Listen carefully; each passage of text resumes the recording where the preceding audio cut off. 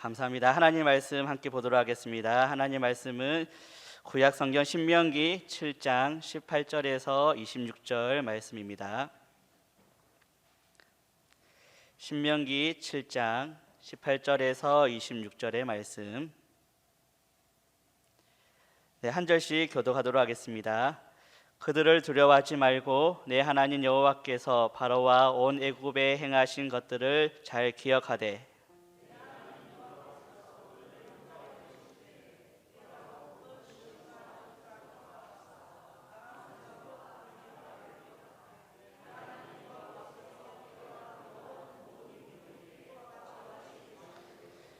내 하나님 여호와께서 또 왕벌을 그들 중에 보내어 그들의 남은 자와 너를 피하여 숨은 자를 멸하시리니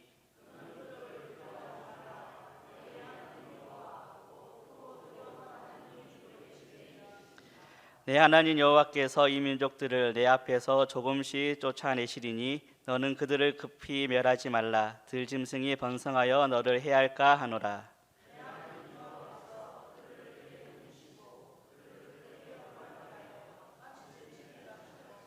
그들의 왕들을 내 손에 넘기시리니 너는 그들의 이름을 천하에서 제하여 버리라. 너를 당할 자가 없이 내가 마침내 그들을 진멸하리라.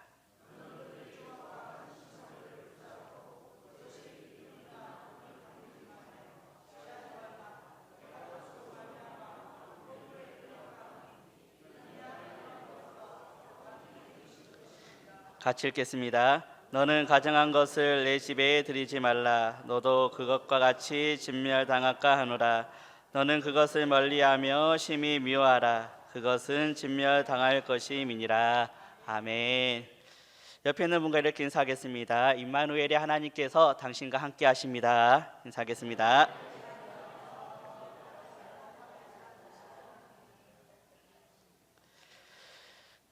요즘 시대에는 창의성이 있어야 된다고 얘기합니다. 뭔가를 새롭게 창조하고 새롭게 만들어내는 것, 그것이 있으면은 많은 일들을 할 수 있다라고 이야기합니다. 그래서 우리가 유튜브에 보게 되면은 참 다양한 기법으로, 다양한 방법으로 영상을 만들고 또 잘 만들어진 영상이 올라오는 것을 보게 됩니다. 만약에 창의적으로 편집하지 않거나 그냥 놔둬 버리면은 사람들이 잘 보지 않습니다. 조금 전에도 구독 수가 많아지지 않고 올라가지도 않습니다. 우리 교회 유튜브도 만약에 편집되지 않고 지루하게 있다면 구독자 수가 늘지 않을 것 같아요. 그래서 지금 편집을 조금 해놓았습니다, 여러분. 저희 예배를 처음부터 끝까지 길게 라이브로 된 것도 있고요. 목사님 말씀만 딱 편집해서 지금 올려놓고 있습니다. 그래서 편집을 잘하면은 집중도가 높아지고 편집을 잘하면은 영상의 재미도 이렇게 만들어지는 것 같습니다. 그래서 창의성 그리고 편집을 잘해야 된다라고 얘기합니다. 문화심리학자인 김정은 교수가 이렇게 얘기를 했습니다. 창의성을 이렇게 정의를 했는데요. 창의성은 생전에 듣도 보지 못한 것을 만들어내는 것이 아니다. 다 있는 것, 익숙해져 있는 것을 새롭게 느끼게 만드는 것이 창의적인 생각이고 창의적인 방법이다라고 얘기합니다. 그러면서 하시는 말씀이 앞으로 이 시대를 이끌어가는 사람은 자신만의 색깔로 편집을 잘하는 사람이다 라고 이렇게 정의를 했습니다. 그래서 우리는 편집이 잘 되어 있고 잘 편집되어 있는 영상을 보면은 재미있어하고 집중하게 됩니다. 그래서 그런지 저희 집 아이들이 유튜브를 그렇게 좋아합니다. 편집되어 있는 귀신 이야기, 무서운 이야기, 그걸 보면서 웃기도 하고 또 웃기도 하고 울기도 합니다. 어쨌든 간에 재밌으면은 끝도 없이 보는 것 같습니다. 저희 집 얘기를 계속해서 죄송한데요. 저희 아들이 핸드폰을 자주 봐서 핸드폰을 잠궈 둡니다. 그래서 요즘에는 따로 떨어져서 자는데요. 핸드폰을 가지고 자요. 그래서 어느 날 한번 제가 얘가 몇 시에 자나 딱 열어보니까요. 새벽 2시에 그래프가 막 올라가 있는 거예요. 뭘 봤냐 하니까 유튜브를 봤대요. 재밌어서 계속 봤대요, 여러분. 오늘 아침에 저희 중고등 학생들 찬양팀을 제가 태우러 다녀오는데요. 어제 너 몇 시에 잤니? 물어보니까 새벽 2시에 잤대요. 그래서 제가 물어봤어요. 공부했니? 라고 하니까 아니요, 유튜브를 봤어요. 이렇게 하더라고요. 뭐가 그렇게 재밌냐니까 이렇게 저렇게 많은 이야기들이 참 재밌다라고 얘기합니다. 그러고 보면은 유튜브가 참 편집이 잘 돼 있는 것 같아요. 우리가 수많은 드라마를 1편부터 10편까지를 압축해서 10분 만에 보기 등등의 편집을 해서 우리가 내용을 알도록 해줍니다.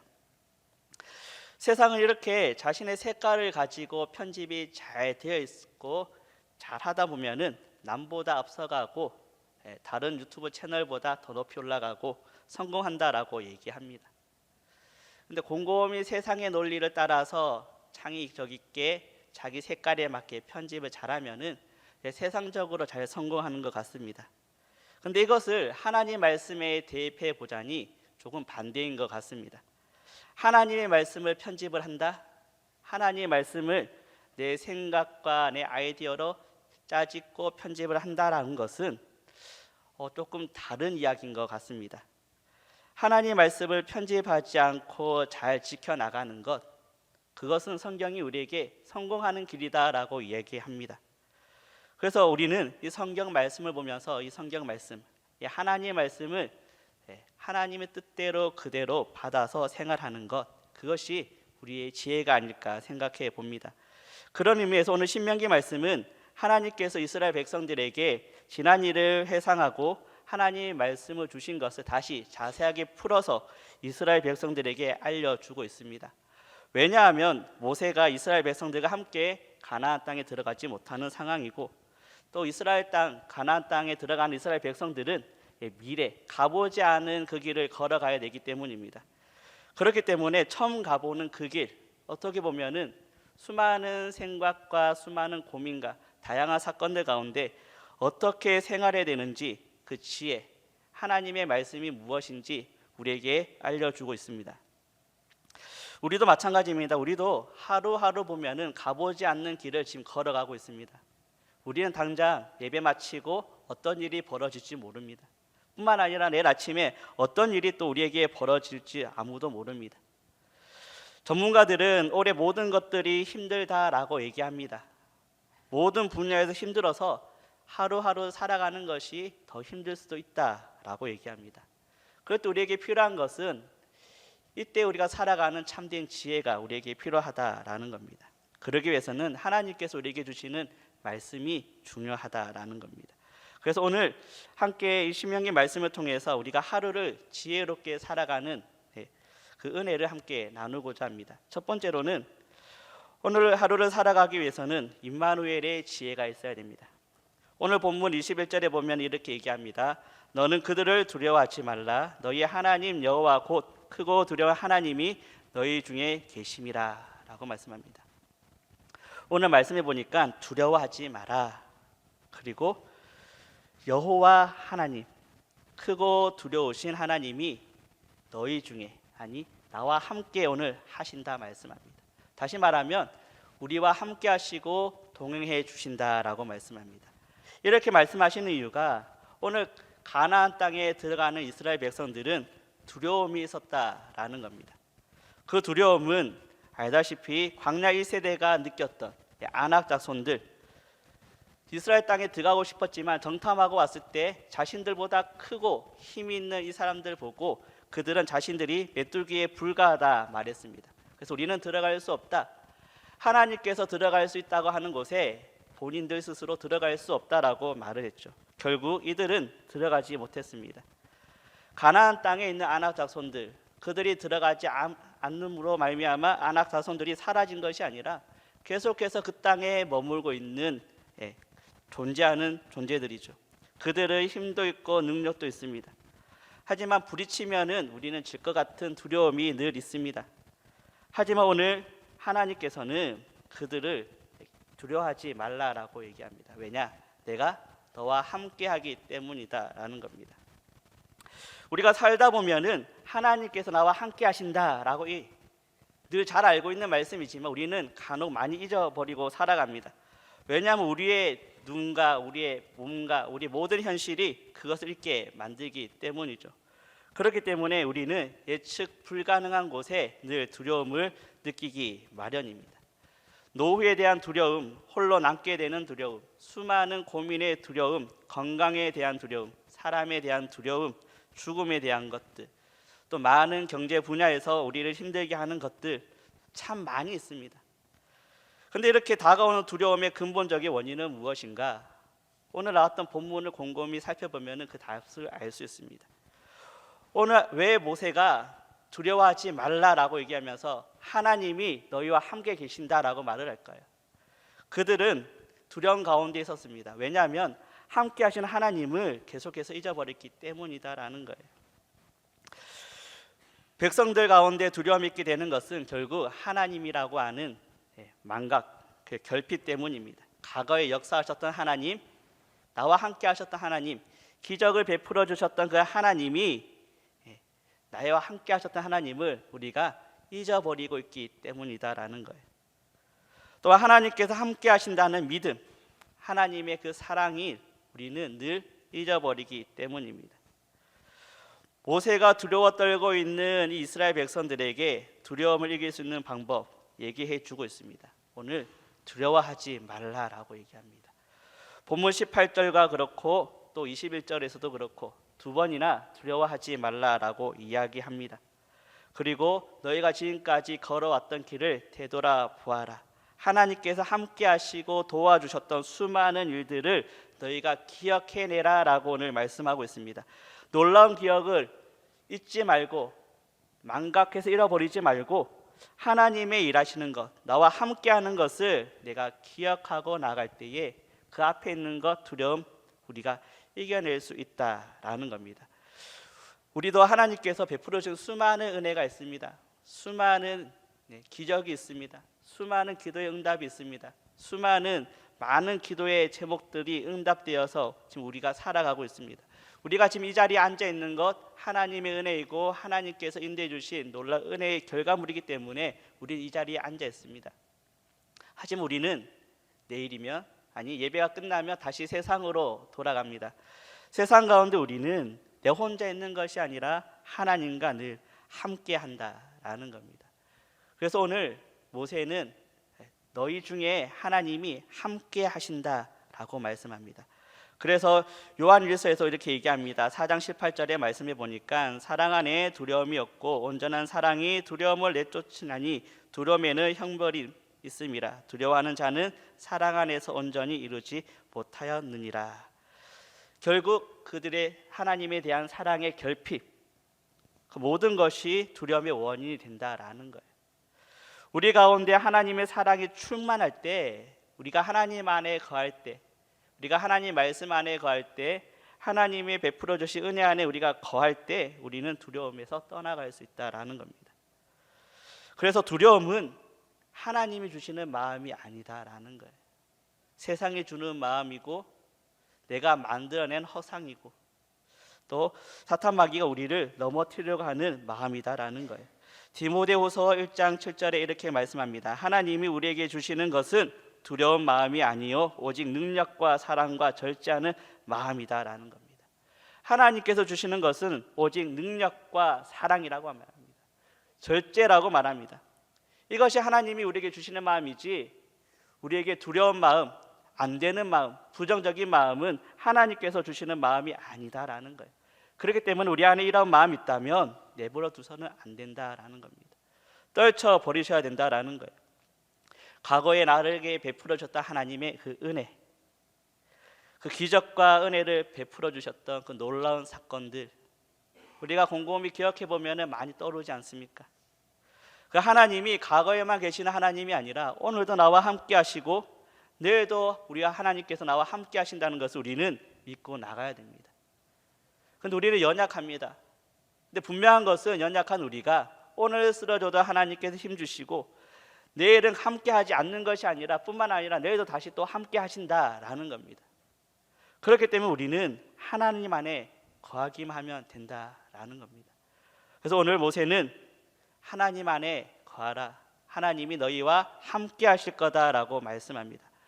그럴 때 우리가 두려움보다는 두려움 넘어서 있는 하나님을 볼 수 있다라는 겁니다. 그 하나님을 바라볼 때 우리는 두렵지만 나는 두렵지만 이 두려움보다 크신 하나님, 역사하시는 하나님을 보고 우리는 믿음으로 한 걸음 한 걸음 걸어갈 수가 있습니다. 이스라엘 백성도 그랬습니다. 두렵지만 하나님이 함께 하시니 믿음으로 한 발짝 걸어갔습니다. 걸어가다 보니 어떻습니까? 우리는 그 결과를 알 수 있습니다. 여리고성이 무너지고 가나안 땅의 모든 것을 정복하게 되어지는 놀라운 은혜를 누리게 됩니다. 우리도 마찬가지입니다. 가져보지 않은 그 미래, 우리도 믿음으로 한 걸음씩 걸어갈 때에 이스라엘 백성들이 누리고 받았던 그 은혜를 우리도 함께 누릴 줄 믿습니다. 두 번째로는 오늘 살아가기 위해서는 조급하지 않는 지혜가 필요합니다. 본문 22절의 말씀을 보면 이렇습니다. 내 하나님 여호와께서 이 민족들을 내 앞에서 조금씩 쫓아내시리니 너는 그들을 급히 멸하지 말라. 들짐승이 번성하여 너를 해할까 하노라 라고 말씀합니다. 가나안 땅 정복은 단기간에 이루어지지 않았습니다. 시간이 많이 필요했습니다. 갑작스러운 진멸이나 가나안 땅이 황무지로 그 폐허로 변해버리지 않았습니다. 시간에 따라서 점점 하나님의 시간에 맞게 진행이 되었습니다. 전쟁을 하거나 어려운 일이 생기면 누구나 빨리 해결해 보고 싶어 합니다. 그래서 빨리 평안한 상태가 되기를 원하는 것이 사람들의 마음인 것 같습니다. 그래서 우리는 빨리 했으면 좋겠고 조금 더 빨리 완성이 되었으면 좋겠고 좀 더 빨리 뭔가가 나한테 왔으면 좋겠다 우리는 생각을 합니다. 하지만 하나님은 조급해하지 말고 하나님이 주시는 최종적인 승리에 신뢰하고 인내하라라고 우리에게 말씀합니다. 가끔씩 제가 보는 유튜브에 보면은 일본 사람하고 이렇게 결혼한 한국 사람이 있더라고요. 그래서 보니까 일본에서 살다가 한국에 왔을 때 한국의 공항에 딱 도착하면은 뭔가가 분위기가 바뀐대요. 일본에서는 조금 여유로웠다면은 한국에 오면은 뭔가 기세가 바뀌어서 시스템에 맞게 빨리 정해지는 그 길을 걸어간다 하더라고요. 조급함을 통해서 많이 힘들어하는 부분도 있습니다. 우리가 공사를 하다 보면은 절감 비용으로 빨리 일을 끝내기도 하죠. 하지만 어떻습니까? 그 빨리 때문에 건물이 무너지기도 하고 그 빨리 때문에 사람과의 관계가 무너지기도 하고 그 빨리 때문에 함께 오래 생활했던 사람들과 떠나게 되기도 합니다. 영적인 면도 마찬가지인 것 같습니다. 뭔가가 빨리 이루기 위해서 우리가 조급하게 빨리 하다 보면은 우리는 실수하게 마련입니다. 하나님의 뜻을 그르칠 때가 많다라는 거예요. 하나님께 기도하면서도 우리는 조급하지 못할 때가 있죠. 하나님께 맡긴다고 하면서도 우리는 세상적인 모든 방법을 다 동원하기도 합니다. 그래서 하나님의 때를 기다리는 것은 참 어렵지만 우리에게 필요하다라는 거예요. 왜요? 그것이 지혜롭기 때문입니다. 노아는 120년 동안의 방주를 만들었다고 합니다. 여러분 120년 우리 살기도 힘든 120년 동안 만들었대요.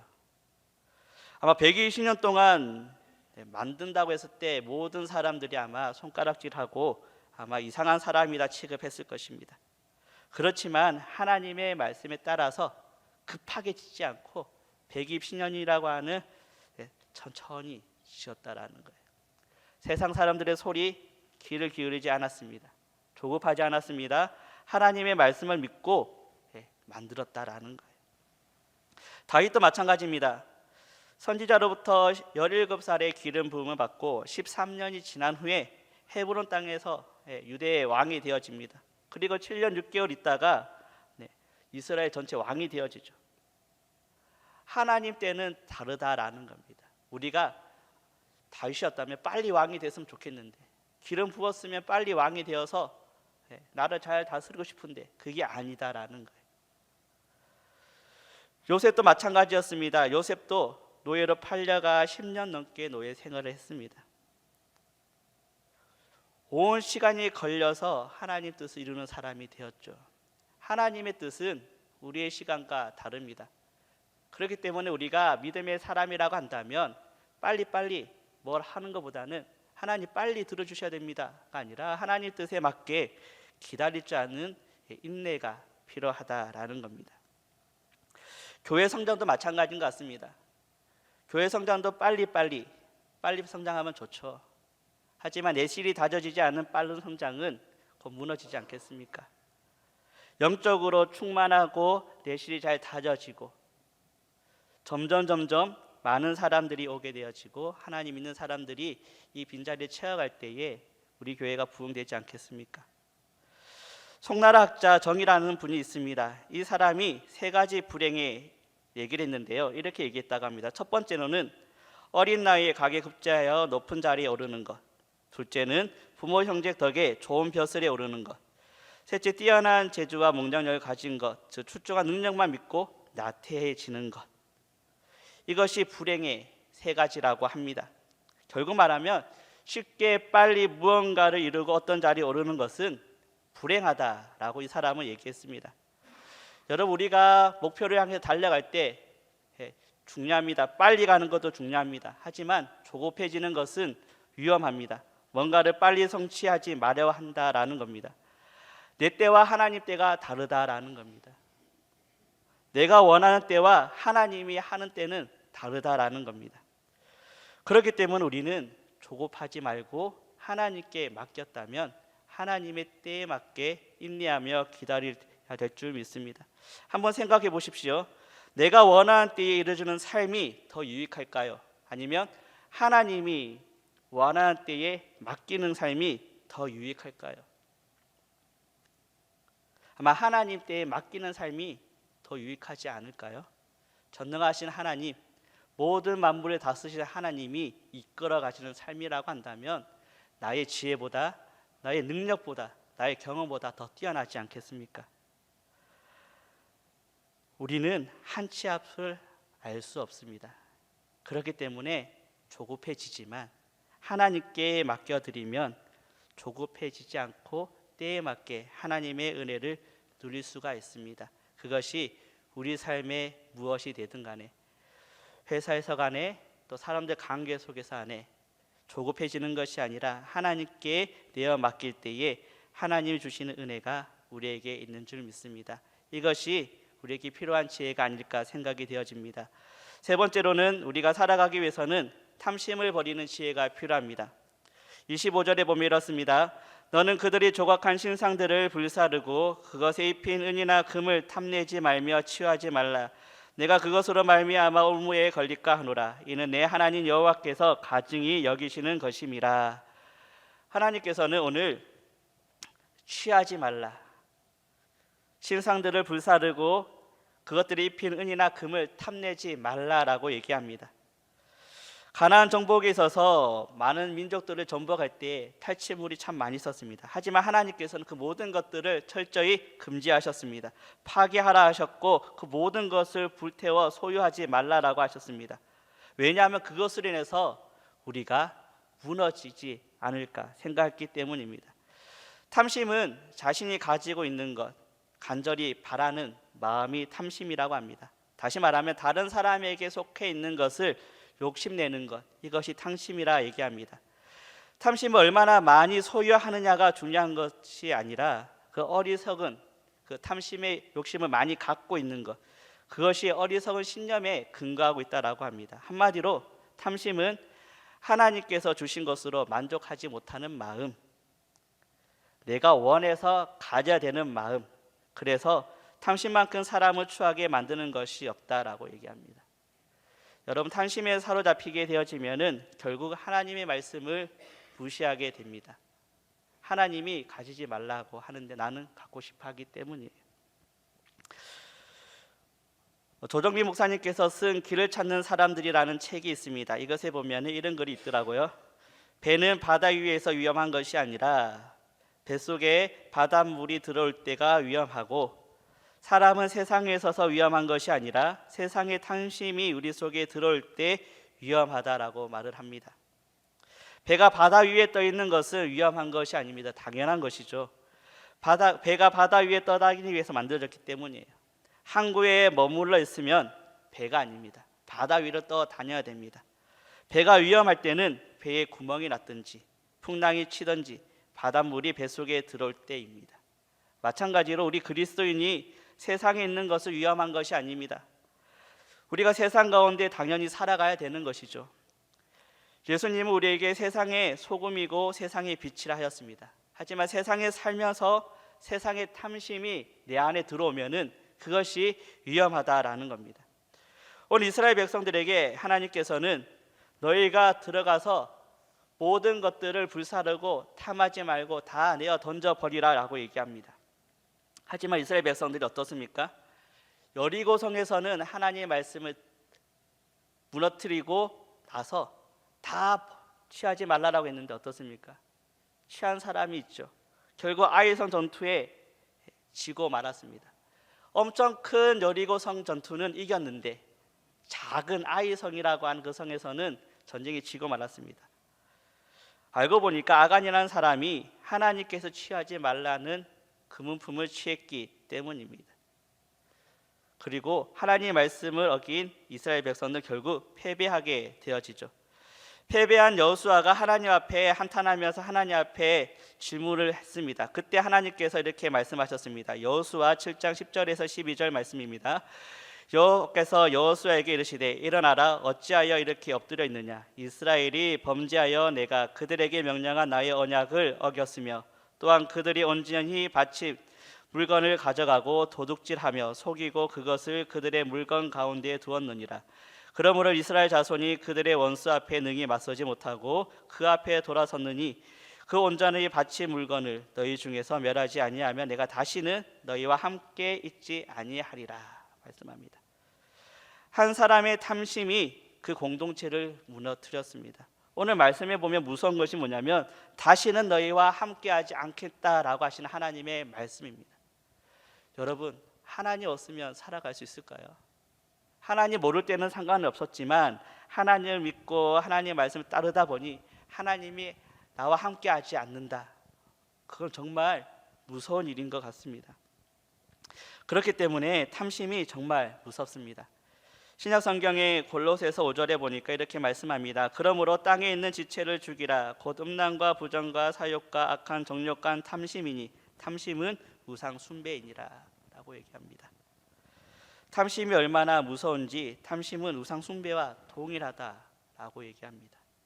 누가복음 12장 5절에 예수님께서는 이렇게 말씀하셨습니다. 그들에게 이르시되 삼가 모든 탐심을 물리치라. 사람의 생명이 그 소유에 넉넉한 데 있지 아니한다라고 말씀합니다.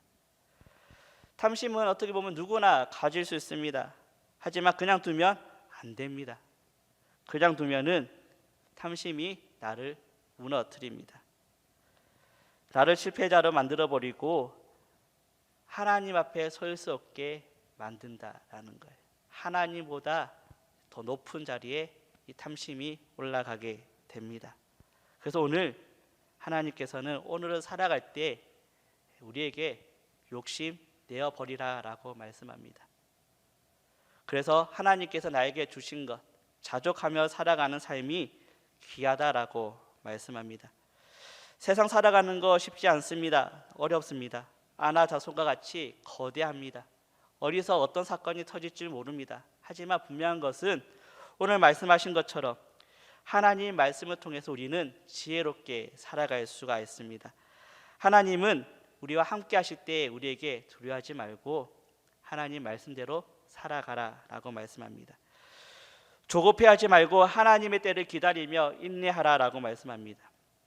순간순간 들어오는 탐심을 물리쳐라라고 말씀합니다.